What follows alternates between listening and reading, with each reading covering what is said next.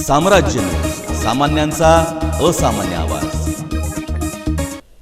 लॉकडाऊनच्या कालावधीत गोदुताई परुडेकर वसाहतीमधील अ विभागातील लाभार्थी घर क्रमांक 804/4 कविता शंकरचिप्पा यांना तब्बल 47,000 रुपये वीज बिल आलंय।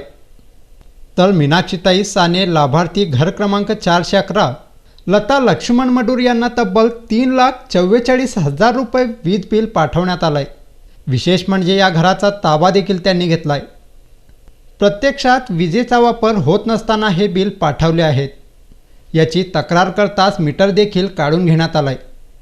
महाराष्ट्र महावितरण वीज कंपनीच्या या अजब कारभाराची धास्ती नागरिक घेत आहेत।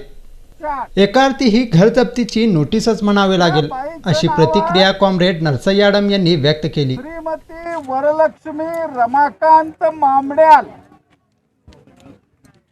या बाईला एप्रिल मे जून जुलै या 4 महिन्याचं बिल 46,460 रुपये आले।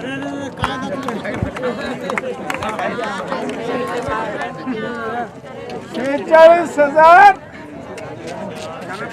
म्हणजे त्या बाईनं घर विकावं आणि वीज मंडळाला बिल भरावं।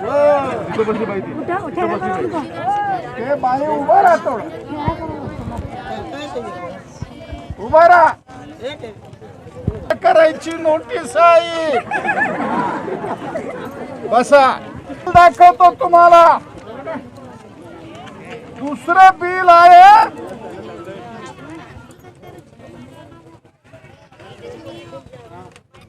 ते ताटी म्हणून आहे, विजय ताटी 14/3 आहे। त्या बाईला बिल आलं 33,170।